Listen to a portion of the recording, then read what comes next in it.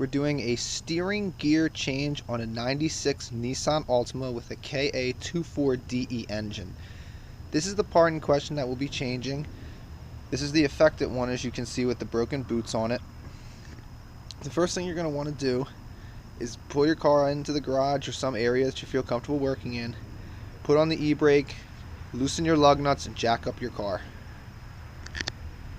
Once you have your car jacked up and supported, you can go ahead and remove your wheels on both sides and the splash guards.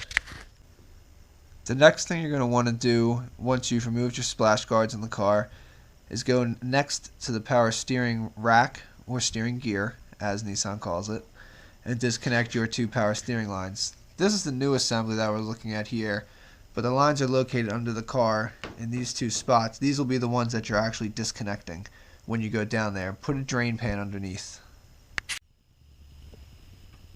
These are the two pressure lines that you have to remove from the power steering rack. The one on the top, that's a metal line that you can see, is a 14 millimeter, and then the other one is a 17 on. That's the one with the clamp, but you can take that off after. You'll actually be able to undo the hose and clamp and slide that off down there, and then take the nut that's on it off once you have the rack off. The next thing you'll want to do is come inside your car, go under the steering wheel, and remove the universal joint cover here. It'll be held in by one nut down here as well. The next thing we're going to want to do is come up and mark the relationship of this universal joint to the steering shaft and to the pump shaft, which is located down here.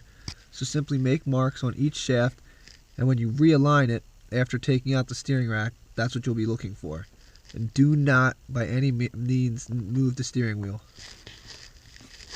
After you have the relationship of the two pieces marked together, you can go ahead and remove the lower pinch bolt of this on the input shaft.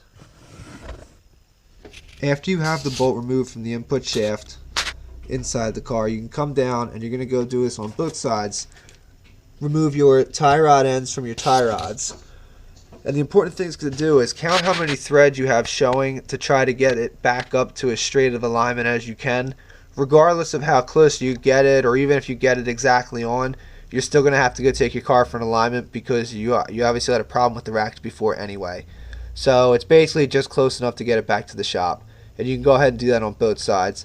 What you'll be able to do is hold the tie rod and then loosen the nut, and then unthread the tie rod from the tie rod end.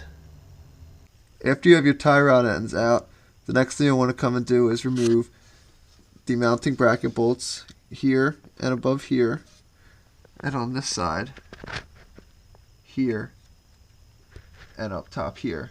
And then you'll be able to pull the steering rack out.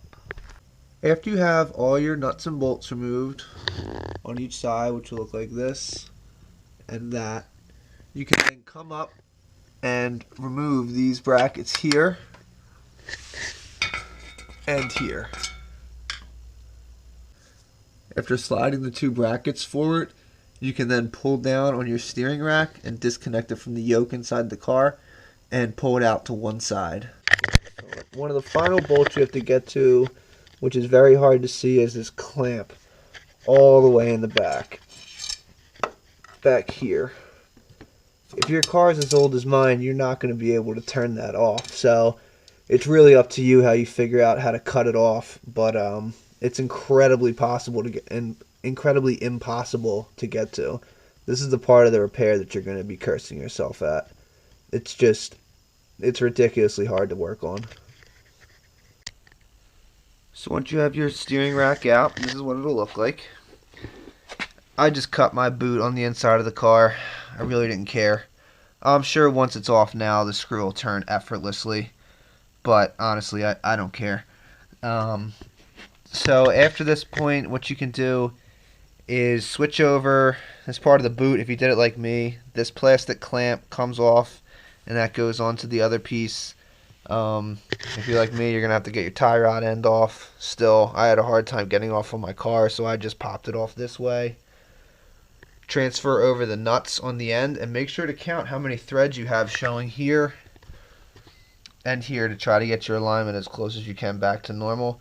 regardless, you will have to take it to the shop and get it aligned again since you have a new steering rack. And we'll be back after we get that all updated. Once you get everything switched back over to your new rack, you can go ahead and put that back in your car. But one thing to pay attention to is when you come up into this section here and you switch over the low pressure line. The high pressure line has one too, but they have new O-rings that actually go on these shafts that go onto each one. Don't forget to switch those out as you're tightening in your new pieces.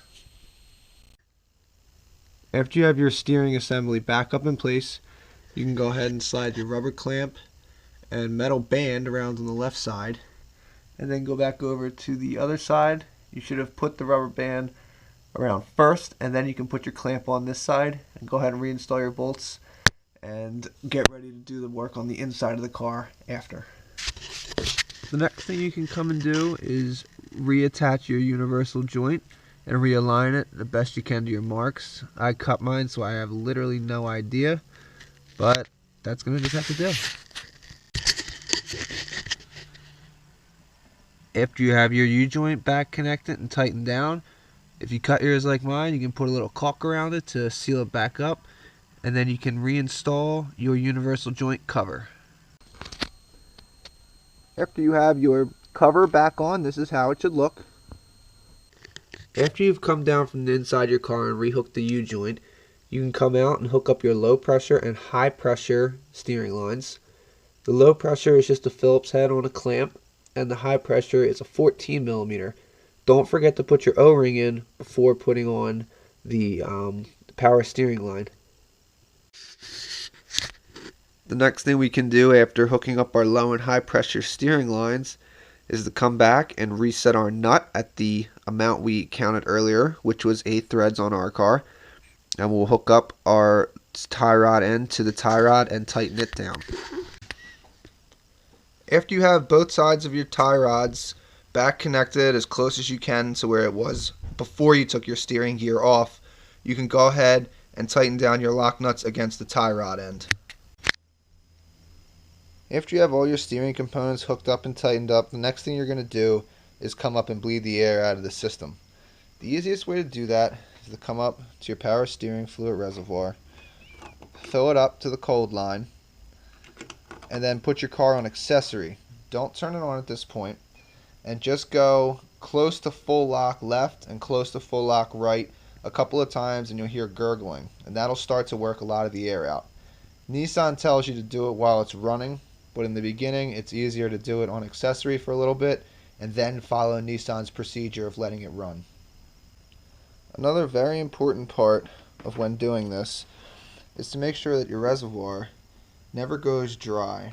It could be easier if you have another partner with you turning the wheel back and forth so you can watch the fluid. But generally, if you turn it once or twice to one side, once or twice to the other, come back out and check it again and make sure it doesn't go dry. If it goes dry, you're just putting more air in the system. Now that you've gotten past the point of bleeding the air out before running the car, this is the point where you're going to turn it on and run it and watch the fluid level go down. It's important to make sure that you don't let it go dry. Run your car for a minute or two until you stop seeing a change in it, and then you can put it down off the jacks, make sure everything's still good, and run it up to temperature and check your level. The final thing you can do after running your car for a couple minutes and getting it hot is check your fluid for the last time and make sure it comes up to the level that it's supposed to be. And then take your car up to the shop to get an alignment, because you're done with it.